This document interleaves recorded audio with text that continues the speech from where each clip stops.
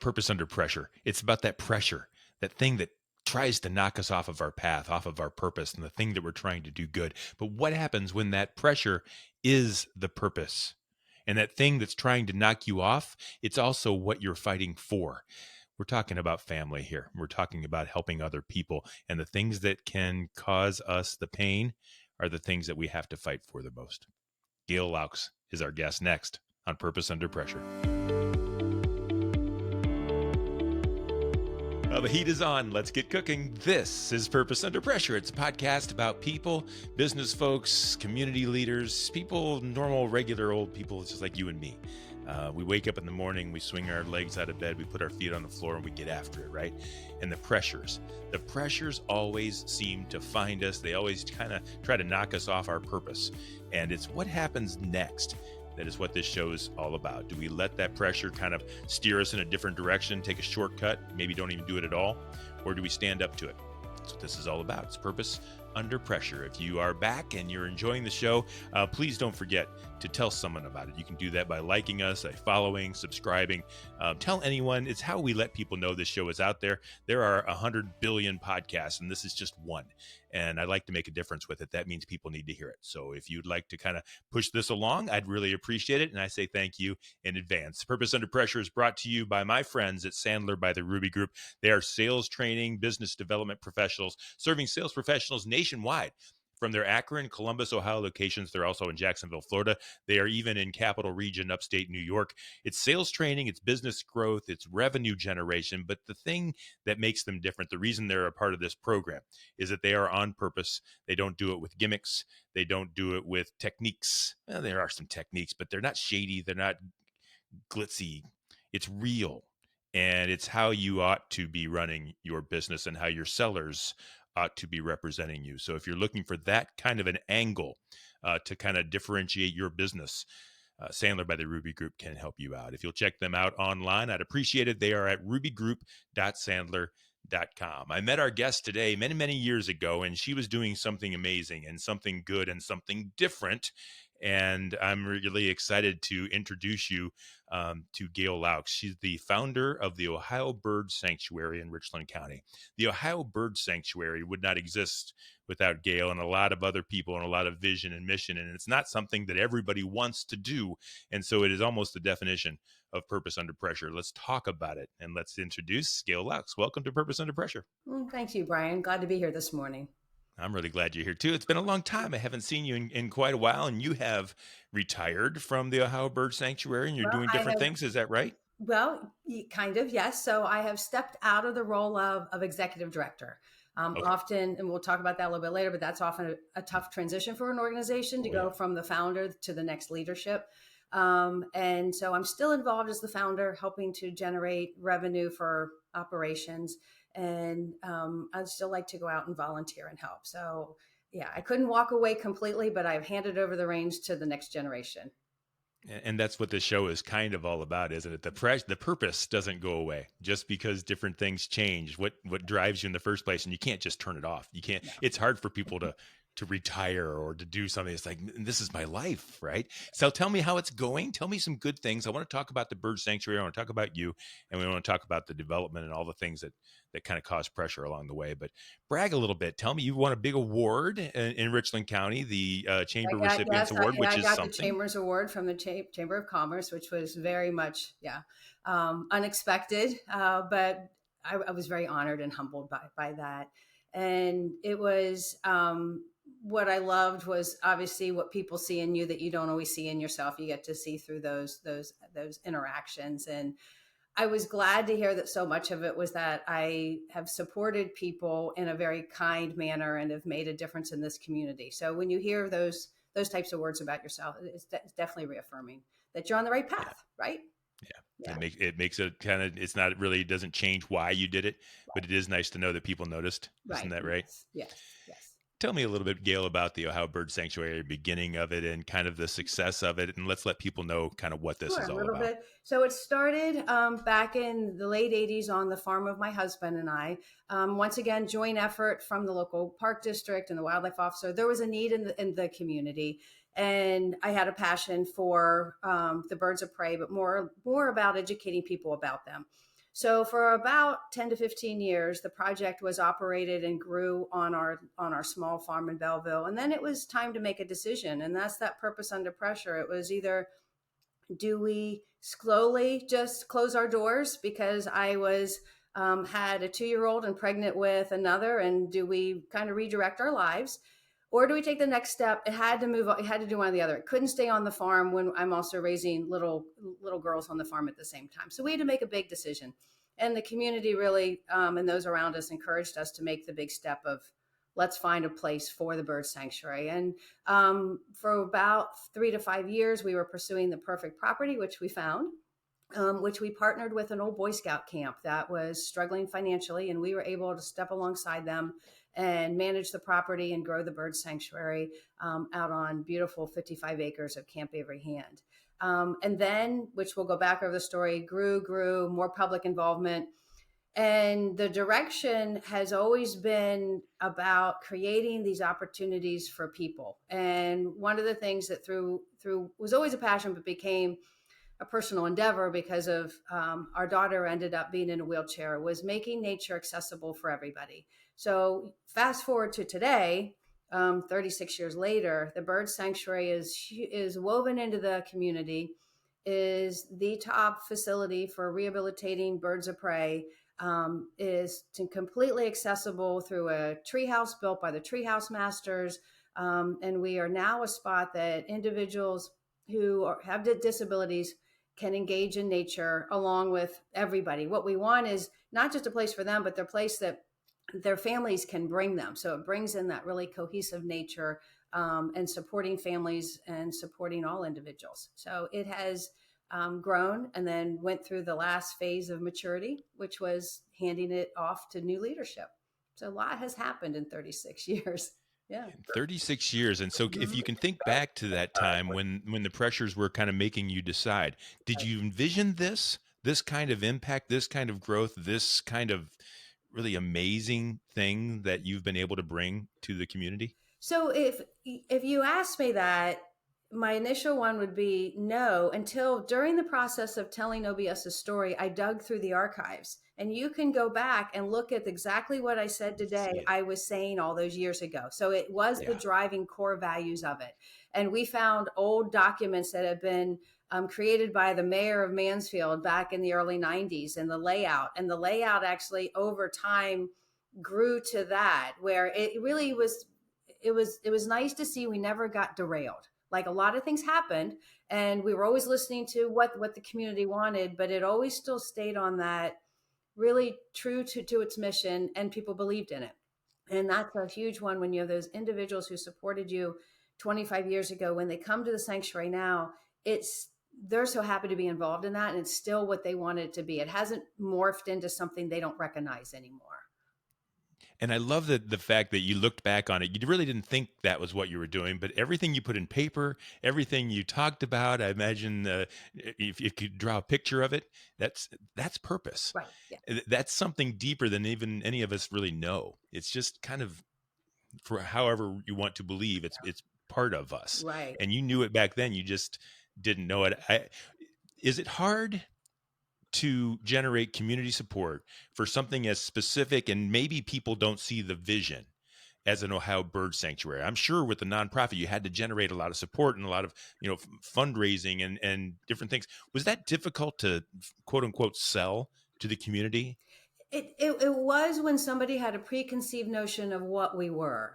And so, and I do remember talking with a donor where they were like, well, we're not really like, well, I think probably one of the best stories, if you want a good story. So we were doing our first endowment campaign, and had one of the very philanthropic families in the community had not been involved at the bird sanctuary. They were brought out to visit us.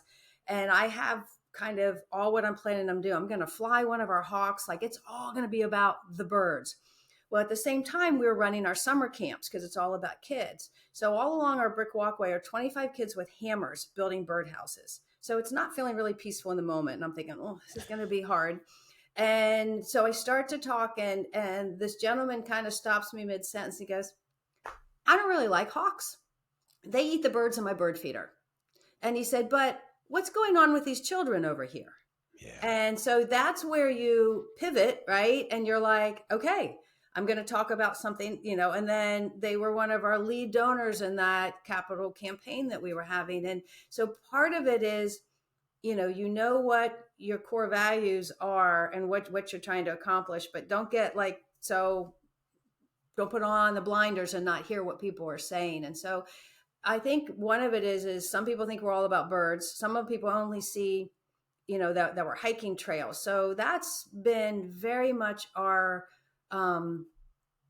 we have to pay attention to that. I do a lot of asking of people, like, what is the bird sanctuary to you? And so you want to know that you're like, oh, wow, they don't know this piece of us, or wow, that's interesting that's what they grab onto. So you always have to be asking people so that that they understand. And the internet, honestly, Brian, has solved 99% of our issues, because all you have to do is, Google and you get images, because most people Yeah, would pull in that's the right. They see what it's driveway, really about. yeah, and say, I had no idea all this was here. Well, now they do, right? Because the internet marketing is so much easier for those things now than when we got started. You had to constantly paint the picture for people because they couldn't just press a button and see it the way they can now. Yeah. Yeah.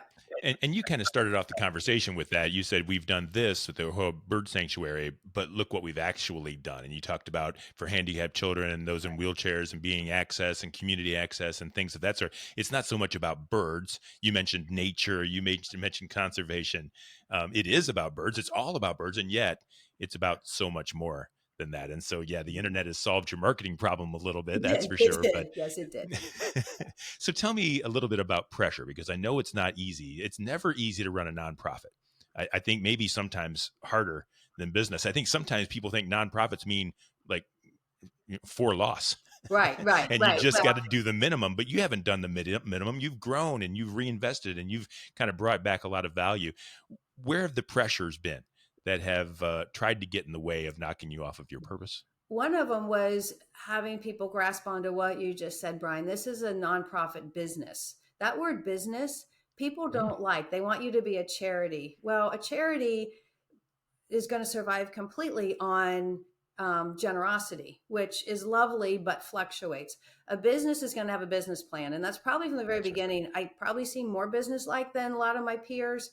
But if you look where the bird sanctuary has grown towards, it is because we have run it as a nonprofit business in all the professional ways that it needed to, without losing that core mission.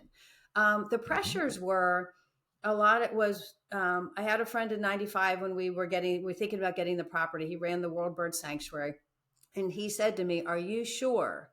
And he said, you're about to get an albatross on your back, which is, as you may know, one of the biggest birds, and it's not getting off. And what he meant by that, which I don't know that I understood at the moment, but I do now, is once you take that step, you have asked people to give of their time and give of their resources, and this now belongs to them. And it's your responsibility to be a good steward of what everybody has contributed towards. And so that's probably the biggest pressure that hangs over my head all the time, is that still absolutely, that, well, when this whole founder transition was huge, because people are like, what, this is theirs. It's not mine.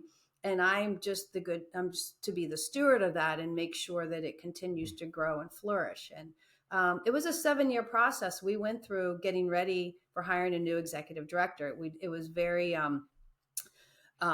intentional, but in that 7 years, there was COVID, right? There was lots of other things, as you said, that kind of, which we had put a date that I would step down December of 2023, I think, if I'm correct. And we were only 6 months off schedule, which was pretty impressive. Yeah. So considering that we, obviously with COVID actually helped the bird sanctuary. If you want to talk a pressure thing, because what did everybody want to do? Nature wanted to get outside, so do something. Correct. Yep. Yeah. but Was it hard? So there's a lot of talk about succession planning, especially now as generations are changing and our kids are taking over and things of that sort. There's a lot of the businesses going through those transitions. Was it difficult to find a mini me to steal that from the movies? I mean, this is your baby. yeah, this is my This is baby. your So thing. yeah, so that's what you can't look for. That's what founders look That's for right. is somebody who's them. So one of the things we identified during that 7 years was I did all the medical care on the birds. I was cleaning gutters. I was fundraising. I was, running to be an administrative. Like I was wearing all those hats. So the first thing we had to do was hire the talent. Like we needed to hire an executive director. You're not going to hire another founder because when I started this, it wasn't as big, Yeah. right? So now you've got a staff of 12.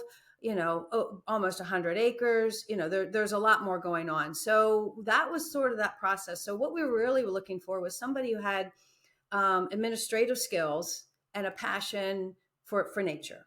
And we Mhm. found that in Julie Schwartz, who had worked with us for a little bit when she had taken a break from being in the public school district, worked with us, went back, was the head of school for the Discovery School, which is a school in our town. Mhm.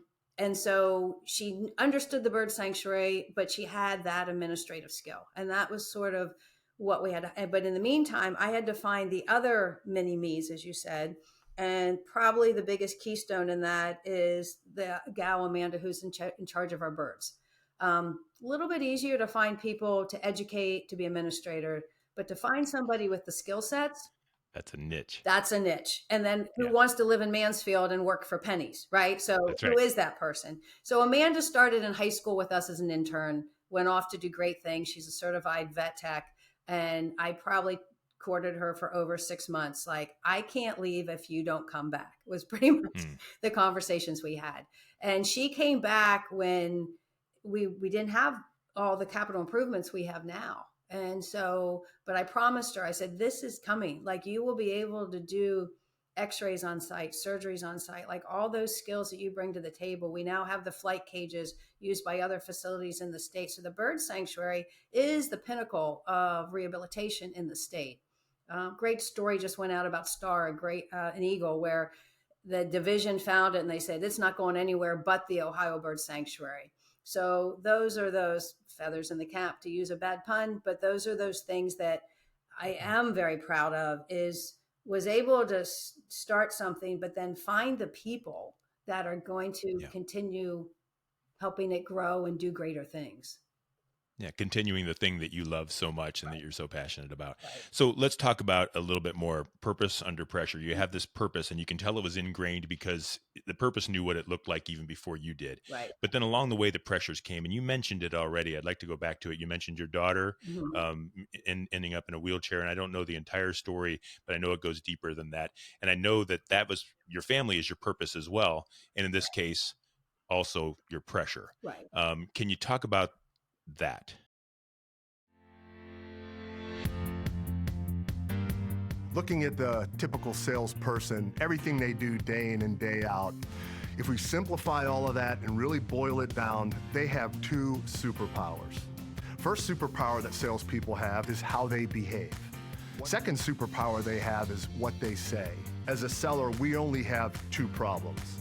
We either said something or did something that we should not have said or done, or we didn't say something or do something that we should have said or done.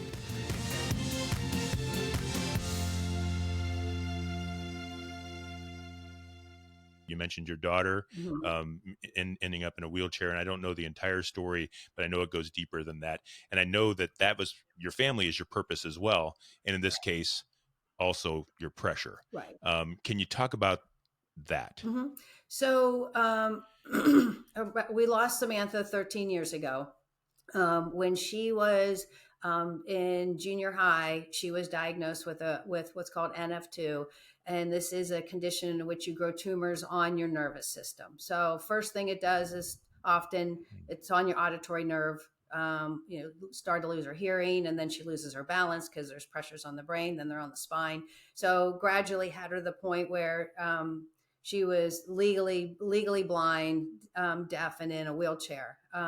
So during this process, I'm thinking, obviously, I need to start handing this over now. Like, my job is going to be Sam's full-time caregiver. But the pressure in that is that's what I felt as a mother. But if I did that at that point, I don't think the bird sanctuary would still be here today. It wasn't ready. It wasn't mature enough. The people weren't in place. There was lots of elements that were not going to have it be successful if I stepped away. At that same time, this is where your purpose is not, your purpose is put onto you. You don't always get to choose it, as you know. That's right. I was contacted to help either close or rebuild another local nonprofit. And as everybody at that point is thinking, how in the world do I have time for this? Well, ended up being a gift, because what I was able to do was an executive director as a local therapeutic riding center. So spoke to me personally. I have horses. I definitely embrace animals as therapeutic animals or aids. And so what we ended up doing was I was able to hire somebody in to be to do bird care and also to be able to do construction projects. So kind of that's starting to figure out who those mini me's are. So temporarily hired a gentleman from Minnesota who came in to fill that niche at OBS. So because what I couldn't do for OBS was be there physically, right? Because I had to take care of Sam. So at that time, I could be that administrative head. I could do the fundraising, but I couldn't be there. And so I was doing the same thing for Ray Melton, the Therapeutic Equestrian Center. Couldn't always physically be there. But one of the things that came out of that was when I went and visited the Therapeutic Riding Center, one of the things that really jumped out at me was it wasn't handicap accessible. And I'm like, it's your purpose, right? So here's an organization that had a purpose, but hadn't put all the pieces together. So that motivates me. And my confidant, Samantha, in that was she helped me figure out what they needed to do to that historical old polo farm to make it work. So Sam was part of the pressure, but very much the ally and part of the purpose. And that's where, it was amazing. So during that transitional time, I could still keep the bird sanctuary moving forward. We did not anticipate losing Sam as early as we had, which at that point I shifted back into being more time at the sanctuary and grow it to the point where we could get to where we are now, which was a very healthy founder transition for the organization. But pressure, I make it sound easy, don't I, Brian? Like, oh yeah, I just did this and this and this, and it's all good. So if you saw nothing in between. No, if you saw me during that time, I had lost a ton of weight and also my hair.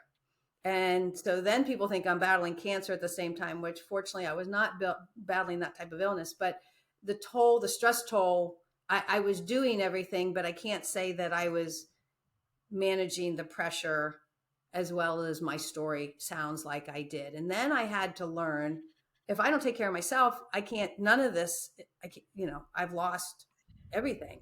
So during that whole process, I had to learn how do I handle the pressure without internalizing the pressure, which I'm sure you had to figure that out. And it's one of the reasons I started this show. If it helps you at all to understand kind of the meaning behind all this, is when I was in sales and businesses would struggle and say, yeah, but Joe's got it all figured out. He's got it easy. Why is it so hard for me? We make things seem easy. When people look at us, we've got this facade and everything's strong and everything's good. And yet behind the scenes, we've all got our stuff.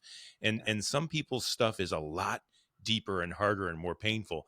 But everybody's got a problem. And you can look as strong as you are, and you can be as successful as the sanctuary is, and you can accomplish these things. But people need to know I'm just like you. We're all struggling with things.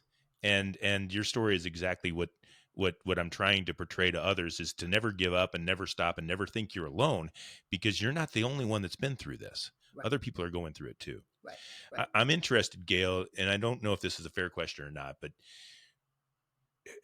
when that happens, when you find out about Sam, you find out about the diagnosis, and you're knee deep into building things, maybe waist deep into building things, and all of a sudden, how do you not give up on one purpose to focus 100% on the other? Had you done that, everything would be different and not as Right. lack of better terms, great as it is now. Correct. So you made the right choice. But at the time, you must have wanted to just throw it all in and just focus on Sam. But yet you made a decision to focus on Sam in another way that has allowed her to be part of the purpose. Right. And Is that yeah, a fair no, question? it is a fair question. And I would have to say, I had a staff member at that point that I would call. Abby was running our educational programs and helping with the bird care. And she had been with us since she was about 13. She would volunteer. And I would talk about somebody who would, she'd say it, but she was internalizing it. I would call and say, at one point Sam was down at Wright State University. So I am managing her from a 2.5-hour trip with her aides. And I would get a call. Sam's interpreter hadn't shown up. Her aide wasn't there, whatever it was. And I'm having to jump in the car, and I got 2.5 hours to go down there and support Sam in any way I can. Well, I may have had a program. There might be a bird that needs to go in for surgery. Who knows what's going on in that moment? And I would call Abby, and every single time she'd go, no problem, I got it. I got it. Well, then I found out later that then she'd get off the phone and be like, the panic would say, but she always allowed me. She knew where I needed to be, and she had such a passion for the bird sanctuary. So the reason the bird sanctuary survived that, and I never got so derailed that I had to give it up, were the people around me that believed in it and were supporting us. And that's my church family. That's obviously my birth, all of those things that saw us through there. One of the things, and this is, you have to be reminded, because if you really want me to tell you what happened in the last couple of years of Sam's life, I can't, because they're a blur. But I did go back and find a book that we would do. And so every day I realized that with Sam, and this is with anything in life, she would make assumptions because we weren't communicating well. So you can imagine, she can't see, she can't hear. We're doing tactile sign language, which I was awful at.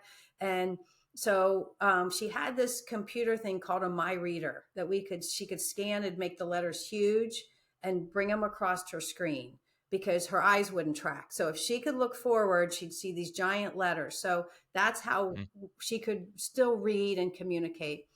Well, every morning I would hand her the summary, like, today I have to run your sister to soccer. I have this.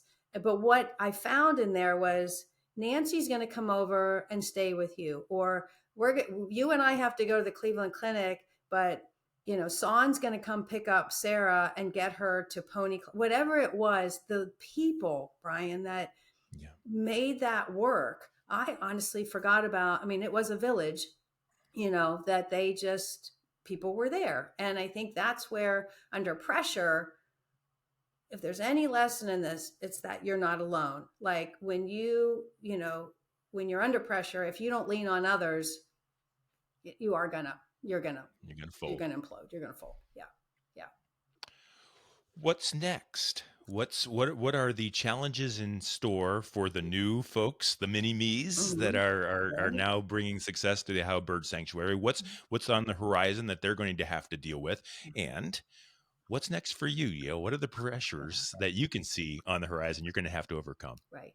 So I think probably the pressure on the staff at the Bird Sanctuary, and they're doing it really well, is to continue its momentum. We've put the right people in place, the right policies in place. And I feel like Julie, after about 2 years, I really feel like it's got more of her personality into a little bit. I feel like she's finally moving forward and not having to live in this. What an awful shadow of being under the founder. And I feel like she's come out from underneath the shadow, and the Bird Sanctuary is in a good place. So of course, when something's in a good place, I got to go find something else to fix. Yeah. So about 6 months ago, I jumped onto the board of our county park district. And during the second meeting, I'm actually out of town. I get a notice that we've terminated the executive director. So come back to that meeting, trying to figure out what we do in the interim. And so I've been the interim director, co-director with the president of the board for the last 6 months, to once again, like I did with Ray Melton, let's find out what protocols and policies are not in place that need to be put in place. And so really involved right now at that role with the park district, and really excited with what we're doing there. It's 30 years for the bike trail, 60 years for the park district. It has an incredible staff also. Now we're just empowering them to live out their purpose. And so that's keeping me busy. But the best part, which you probably already know, is I have 3 granddaughters. So Lucy is 2 months, Charlie is a year and a half, and Eleanor is 3.5. And I get them 3 days a week, and that's Oh, my you purpose. do? I Oh, do. wow. Yeah, I get them That's 3 days a week. cool. Yeah. So that is so now. Yeah, and I'm back to family and still feel responsible for assisting at the church with the youth group or the nature center or OBS. I mean, those things fuel me, but I always tell people, those 3 little nuggets come first in anything that's happening. And I think if you had asked my youngest daughter, Sarah, I she never felt that she was second fiddle to the bird sanctuary. I mean, what a great childhood. We had owls in the bathtub. She flew Harris hawks. We just, they were always with me. So Yeah. I'm hoping that she doesn't. I know she doesn't begrudge it. I think she's just as proud of it as I am. Yeah. And I just want to ask one question real quickly. As on the board of the Parks Department, what is your goal? I'm interested in what your purpose is there, because I want to tie it into something I think you're going to say, but I'm interested in what your goal or your purpose is with the parks With the in your park. new role there. So, we're going to improve the accessibility of our parks. Accessibility.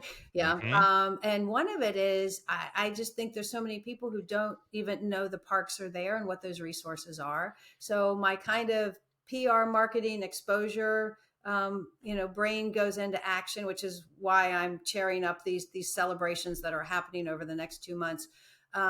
Because the parks are amazing, and there's aspects of the park. There's so many things that people don't know about the parks. And I think when the local community realizes how this enhances their quality of life, they will continue to support their parks. Because one of the reasons we're able to grow is it is supported by tax dollars. So we want the community to know what it is, because we're hoping to continue to have that type of support. It just is. And the parks, I also feel beholden a little bit to the parks, because I walked through the door of Gorman Nature Center 1988 to talk to the director. And it was Steve McKee at that point who actually worked with me and helped us create what is now the Ohio Bird Sanctuary. So I'm just kind of returning something that, helped me out. Now I'd like to go back and support that also. And folks, if you're listening or watching this show, have you heard the same thing I've heard here about Gail? Gail, you may know this about yourself already, but if you don't, I'm going to tell you anyway. You just care about people. You mentioned the albatross on your back, which was the fact that you now are responsible for people. You mentioned finding people to take over the Ohio Bird Sanctuary that could take care of those who want to come and be a part of it and take it to the next level. And just now I asked you about the parks, and you said, I want, and the same with Ray Melton. I want people to be able to experience it. I want people to love it. I want people to have more access to it. And it seems like everything you've said, even with the stories you've shared about Sam and your grandchildren, it's just all about people for you. It's not about money. It's not about success in the future. It's just about taking care of others. And I just think that's what life's all about. So I congratulate you for that. Did you know that about yourself, Gil? Well, no, I didn't. But I saw the gal I used to work with, a good friend. She always said that I always would start a sentence with, "How can I make this easier for you?" And it was interesting. I never realized I started most sentences, "How can I make it easier?"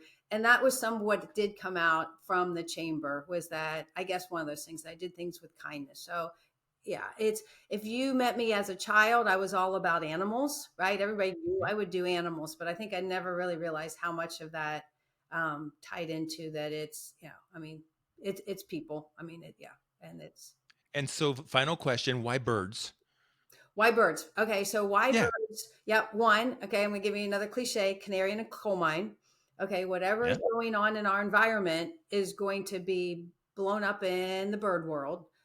We know that with environmental toxins, with DDT, losing the ospreys, the eagles. I mean, look at the comeback by cleaning up our environment. Oh, yeah. Eagles, wow, over almost 1,000 nests in the state at this point. I mean, it was hard work, but man, the results of just a little bit, right? It was quick. It's quick. And that's what birds allow us to see. I shortly had a job down in the Dayton area at a nature center where we took care of all wildlife. We had salamander. I'd go to a program which I can't imagine, Brian, how I did it. I took a salamander, a snake, a possum, a skunk, an owl, a hawk, and a great blue heron, and somehow would do a program in an hour. I must have just been chattering like this. So, but what I learned in a very short period of time there was they did great work, but it was very diluted because they were doing everything. So when I moved up here, one of the things was, four out of the 17 raptors in the state were threatened or endangered. So where do we focus? So that was kind of that purpose. And also when I go in and do a program and talk about a barn owl, I'm talking about the entire food chain. So I can be teaching about the mice, the grasshoppers, right? So if our pinnacle predators are healthy, our whole environment is healthy. So that's sort of how it got channeled towards the birds. It also was something the Nature Center wasn't doing. I often talk with people when they want to start a nonprofit. I'm like, that's already being served in your community. Like, you want to find the niche of what is needed. Just because you want to do it doesn't mean that there's a need for it. And at that time, there obviously was a need for what we were doing, and it has grown to to fill a community need at this point. I'm so glad that you did that, and the effects, the ripples are currently being felt for many, many miles. And this is all the entire state that takes advantage of this. It's not just Mansfield. This is a big thing. So thank you for all you've done. If people are listening or watching and want to learn more about nonprofits and starting nonprofits and helping others and anything else that is on their heart, I think that's what you specialize in, Gail, and I think you have a lot to offer. Is there a way they could contact you or learn more about things that you're up to? Sure. Do you mean like an email address, or what are you? I don't have to put anything, but if there's a website or if there's some way to reach you, social media contacts, anything you feel comfortable with, Right. fine. Yes, I am. I am on Facebook, but I don't use Messenger. So I'm old. So I guess the best way would be to reach me through, I would do my Ohio Bird Sanctuary email address would be the best way. So that's just my first and last name and then OBS. So it's GailLaux@gmail.com. That's probably the best way. That's perfect. In case anybody sees that, we'll have that on the bottom there. But just in case they that won't make too much of a hassle for you, but yet you might be able to help somebody that way that needs some information. So Gail, thank you so much for being a part of the show. More importantly, thanks for all you've done. I know you've heard it 100 times, and it's not why you do it, but you've made an impact, and you're making things better for others, and it wouldn't be there that way. And sometimes we need to step back and look at that and say, good job. Good job, Gail. We did okay. We did okay. We did okay. Thank you, Gail, for being a part of our show. Thank you for sharing your story, and thank you for joining us today on Purpose Under Pressure. It's brought to you by Sandler by the Ruby Group. Sellers are under pressure to perform, and Sandler helps you to succeed on purpose. You're going to find every single episode, all 8 seasons worth of Purpose Under Pressure at brianmediastrategies.com/podcast and wherever you stream your favorite shows. We do this every week, and we will see you next time on Purpose.